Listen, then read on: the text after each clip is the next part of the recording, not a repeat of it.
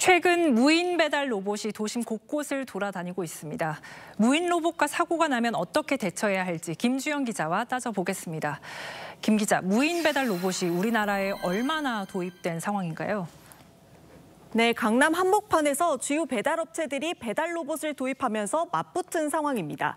지난달 초 요기요가 송도에 이어 강남구 역삼동에 음식 배달 로봇을 도입해서 수십 대를 운영 중이고요.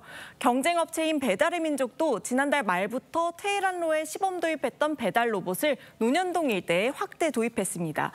국내 로봇 배송 시장은 매년 13.8%씩 성장하고 있는데요. 2027년엔 393억 원 규모가 될 것으로 전망되고 있습니다.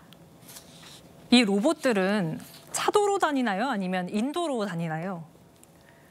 네, 정부 인증을 받은 배달 로봇은 사람처럼 인도와 횡단보도만 다닐 수 있습니다. 2023년 도로교통법이 개정되면서 운행 안전 인증을 받은 로봇은 보행자와 같은 지위를 얻게 됐는데요. 이 인증을 받기 위해선 최대 속도 시속 15km 이하, 무게는 500kg 이하여야 되고요. 로봇이 무단횡단을 하면 사람처럼 과태료도 부과받을 수 있습니다. 그러면 사고가 났을 때 무인 로봇은 보행자로 취급이 되는 겁니까? 네, 그렇습니다. 실제 지난해 12월 인천 송도에서 무단횡단을 하려던 배달 로봇이 승용차와 부딪히는 사고가 있었는데요. 원칙적으로 이렇게 되면 이 로봇은 보행자 지위를 가진 로봇이라 차와 보행자 사고로 처리됩니다. 이 사건에서는 양측이 합의 처리했지만 이런 사고가 나면 보험 처리에서 과실을 어느 정도로 따져야 되는지 논란이 일었습니다.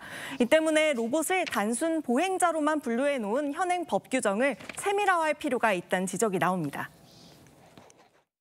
법 개정을 통해서 실외 이동 로봇을 법에서 지금 하고 있는 보행자랑 분리를 시켜야 돼요. 물건을 손괴를 했을 경우에는 그 물건값만 물어주면 되는 거지만 교통체계 처리 성립법에 의해서 사람을 쳤을 경우에는 또 그 처벌 수위가 더 달라지잖아요.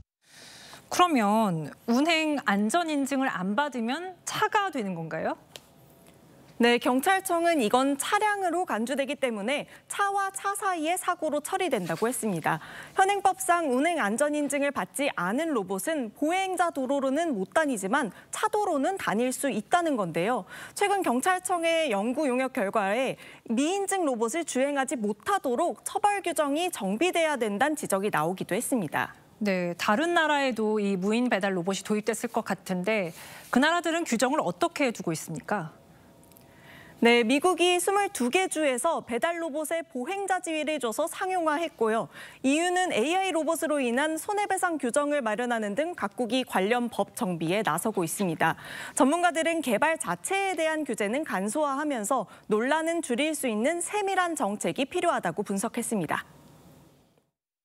행정적인 문제를 해결하는 데 자원을 투입하기가 어려운데 원스톱 서비스 비슷하게 좀 해결이 되도록 되어야 연구하는 사람 입장에서는 뭔가를 좀 해볼 수가 있다. 그런 생각이 좀 듭니다. 네, 무인 배달 로봇이 더 보편화되기 전에 사고 책임 소재나 규정이 좀 더 정교하게 마련될 필요가 있어 보입니다. 김 기자 잘 들었습니다.